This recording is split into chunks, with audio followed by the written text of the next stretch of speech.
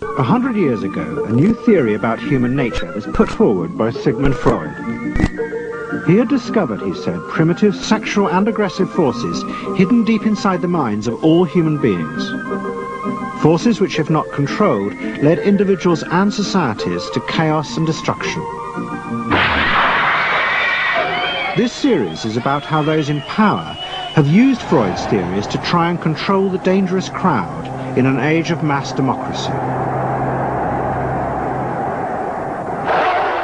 At the heart of the story is not just Sigmund Freud, but other members of the Freud family.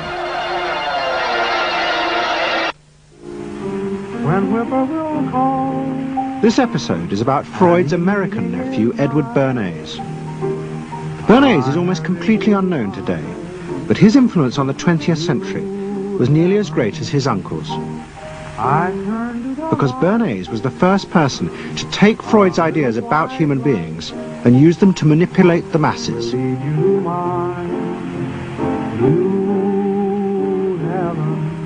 He showed American corporations for the first time how they could make people want things they didn't need by linking mass-produced goods to their unconscious desires. Out of this would come a new political idea of how to control the masses. By satisfying people's inner selfish desires, one made them happy and thus docile. It was the start of the all-consuming self, which has come to dominate our world today.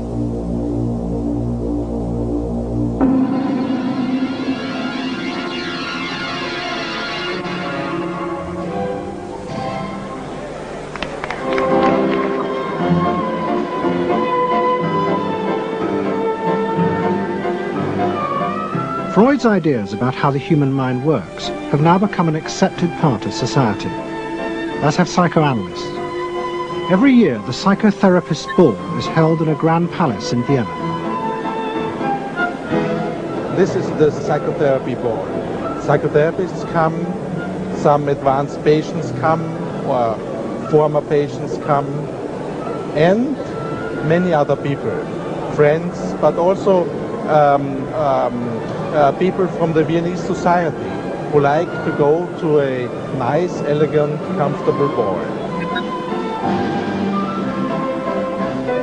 But it was not always so. 100 years ago, Freud's ideas were hated by Viennese society.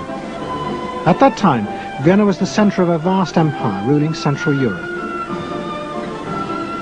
And to the powerful nobility of the Habsburg court, Freud's ideas were not only embarrassing, but the very idea of examining and analyzing one's inner feelings was a threat to their absolute control. You see, at that time, these people had the power. And of course, you just were not allowed to show your bloody feelings. I mean, you just couldn't. You know, I mean, you couldn't, if you were unhappy. Can you imagine, for instance, you sit somewhere in the country in a castle, you are deeply unhappy, you are a woman. And you couldn't go to your maid and cry on her shoulders, or you couldn't go into the village and complain, you know, about your feelings. I mean, you couldn't, it was like selling yourself to somebody. You just couldn't, you know, because they had to respect you. Now, of course, Freud, you see, put that thought very much into question, because you see, to examine yourself, you would have to put a lot of other things into question, your society, everything what surrounds you. And that wasn't a good thing at that time. Why not? Because your self-created empire, to a certain extent, would have fallen into bits much earlier already. But what frightened the rulers of the empire even more was Freud's idea that hidden inside all human beings were dangerous instinctual drives. Freud had devised a method he called psychoanalysis. By analyzing dreams and free association, he had unearthed, he said, powerful sexual and aggressive forces which were the remnants of our animal past. Feelings we repressed because they were too dangerous. Freud devised a method for exploring a hidden part of the mind, which we nowadays call the unconscious, which is a part that is totally unknown to our consciousness. That there exists a barrier in all our minds which prevents these hidden and unwelcome impulses of the unconscious from emerging. Good night.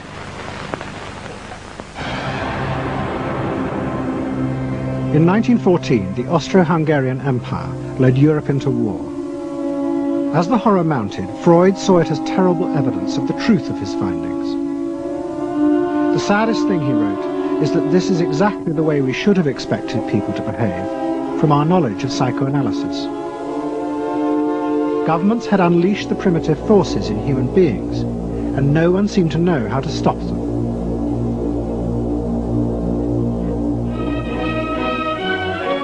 At that time, Freud's young nephew, Edward Bernays, was working as a press agent in America. His main client was the world-famous opera singer Caruso, who was touring the United States.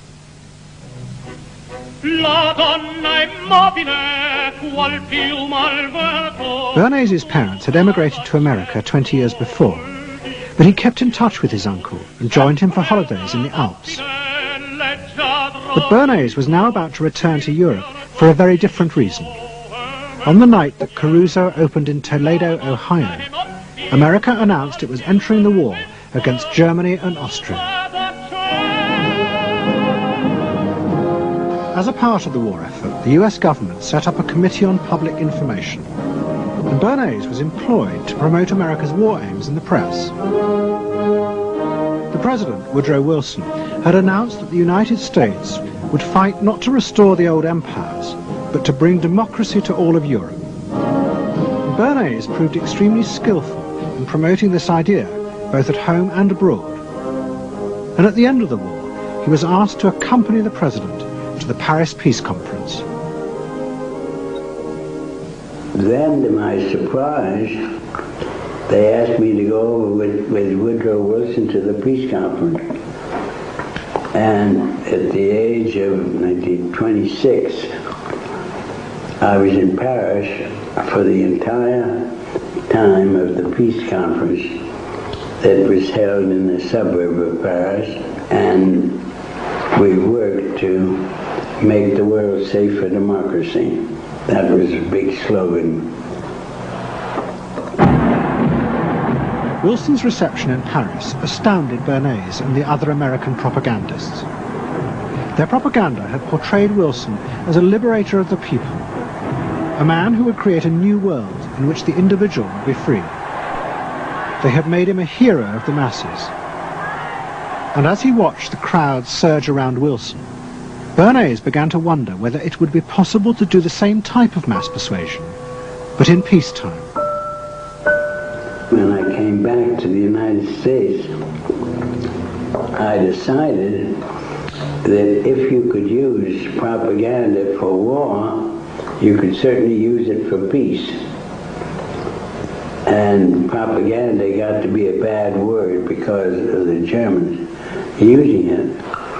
So what I did was to try to find some other words. So we found the word Council on Public Relations. Bernays returned to New York and set up as a public relations counsel in a small office off Broadway. It was the first time the term had ever been used.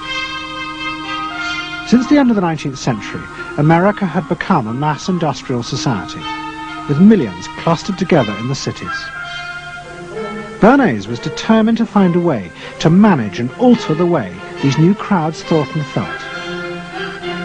To do this, he turned to the writings of his uncle Sigmund. While in Paris, Bernays had sent his uncle a gift of some Havana cigars. In return, Freud had sent him a copy of his general introduction to psychoanalysis. Bernays read it, and the picture of hidden irrational forces inside human beings fascinated him. He wondered whether he might make money by manipulating the unconscious. What Eddie got from Freud was indeed this idea that there is a lot more going on in human decision-making, not only among individuals, but even more importantly among groups, than this idea that information drives behavior. And so Eddie began to formulate this idea that you had to look at things that would play to people's irrational emotions. And you see, that moved Eddie immediately into a different category from other people in his field, and most government officials and managers of the day, who thought if you just hit people with all this factual information, they would look at that and say, oh, of course. And Eddie knew that was not the way the world worked.